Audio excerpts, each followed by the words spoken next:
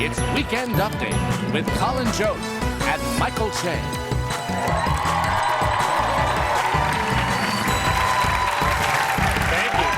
Thank you very much. Good evening, everyone. Welcome to Weekend Update. I'm Michael Che. And I'm Colin Jost. President Trump announced that he will deploy more than 15,000 troops to the U.S.-Mexico border to stop a migrant caravan from entering the country. Meanwhile, a second migrant caravan just pulled up to landscape Mar-a-Lago.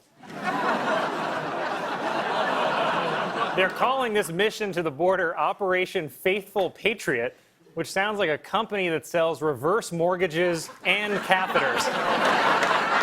And fun fact, Faithful Patriot is also what Mike Pence yells out during sex. You know who's getting off way too easy in all of this? Is Canada. I mean, there's two borders on this country, but they're only stopping Mexicans. Meanwhile, you know how easy it is to get to this country from white-ass Canada?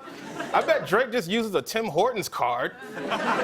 Old white people have the strangest fears. I mean, of all the things that actually should scare them, salt, stairs, bathtubs, Joel Osteen. Why are you freaking out about Mexicans? I mean, if anything, you need to send the troops to stop your grandkids from stealing all your pain pills.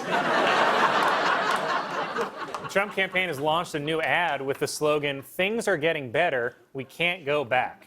Now, in my experience, a good way to tell that things are not getting better is that someone feels the need to tell you that things are getting better. For example, the subway is full of ads about how the subway is improving. And I know because I read these ads when I'm trying not to make eye contact with a guy taking a dump in a clear plastic bag. That said, it's still better than the Democrats' midterm slogan, "Oh man, are we gonna blow this again?" The midterms are Tuesday, and this election will probably come down to people who never vote, like me. Personally, I'm saving myself for someone special. I just don't think everybody's vote should count the same. I mean, there's no way my vote should count as much as Obama's. I mean, if two doctors disagree on a diagnosis, they don't turn to the janitor and say, "You want to break this tie, Carl?" I am going to vote this time, though, because people tell me this is the most important one. Then again, they said that the last time. I mean, it's like getting a bill that says final notice. It's never the final notice. If it were, you'd be like, "Good, I guess I just went to college for free then, bitch."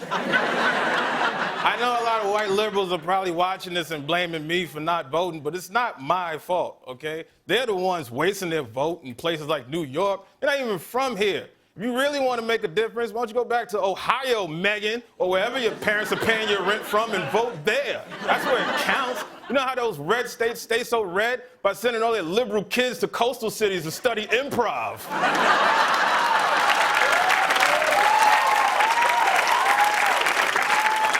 Oprah Winfrey also went door-to-door in Georgia to campaign for Democratic candidate Stacey Abrams, which is great. But can you imagine how disappointed you'd be if Oprah showed up at your door and it was just to discuss politics? I mean, look at this woman in Georgia opening her door for Oprah. She definitely thinks she's getting a new car. And not a pamphlet about Stacey Abrams. It's like if you're a kid and Santa comes down your chimney on Christmas Eve with no presents, just a pamphlet about Stacey Abrams. Former President Obama was in Florida Thursday preaching a message of hope and unity. Okay, but did he know that he was speaking in Florida? In Florida, hope is just the name of a stripper who took bath salts and bit off her neighbor's face. And face it, the whole idea of unity went out the window 2 years ago. I mean, Ben & Jerry's is releasing a new flavor called Pecan Resist to honor people who protest the Trump administration. It's never a great sign for democracy when ice cream is taking sides.